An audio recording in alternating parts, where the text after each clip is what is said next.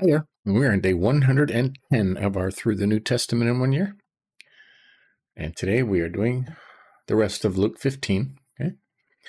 Started it yesterday. And today is the prodigal son. Oh. Jesus continued, there was a man who had 2 sons. The younger one said to his father, Father, give me my share of the estate. So he divided his property between them. Not long after that, the younger son got together all he had, set off for a distant country, and there he squandered his wealth in wild living. After he had spent everything, there was a severe famine in that whole country, and he began to be in need. So he went and hired himself out to a citizen of that country, who sent him to his fields to feed pigs. He longed to fill his stomach with the pods that the pigs were eating, but no one gave him anything. When he came to his senses, he said, How many of my father's hired servants have food to spare, and here I am starving to death? I will set out and go back to my father and say to him, Father, I have sinned against heaven and against you. I am no longer worthy to be called your son. Make me like one of your hired servants. So he got up and went to his father.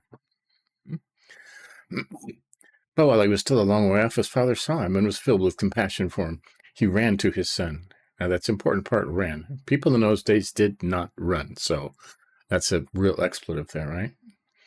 He ran to his son, threw his arms around him, and kissed him.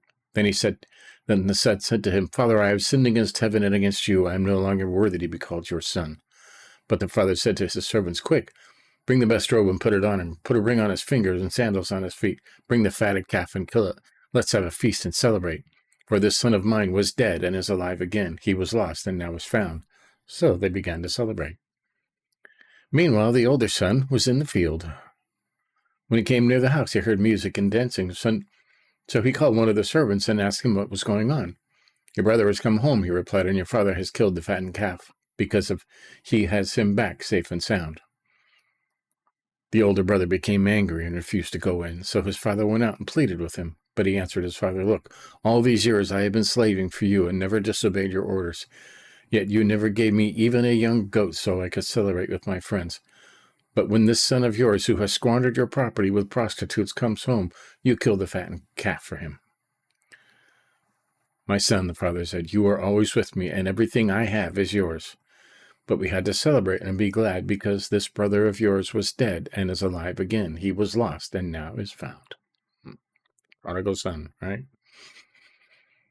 Now, which one of these do you relate to? Okay, I always related to the older son. I always did what I was told. I never questioned anything.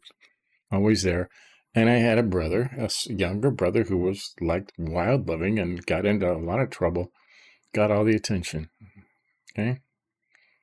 Well, I mean, you'll different things will, hit you differently. If you are the younger one, like the prodigal, who've gone out and wild living and done some stupid stuff and are forgiven and praise God, and there's a party, and there's lots of good testimonies, right? Great testimonies of people have been brought back from the brink of death from that kind of thing. But there it is. But there's a thing. Everything I have is yours. Okay? So, there you go.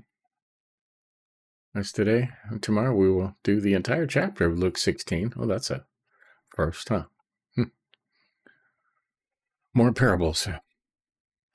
So, there you have it. That was a quick lesson for today on day 110 of our Through the New Testament in a Year. Catch up on any you may have missed.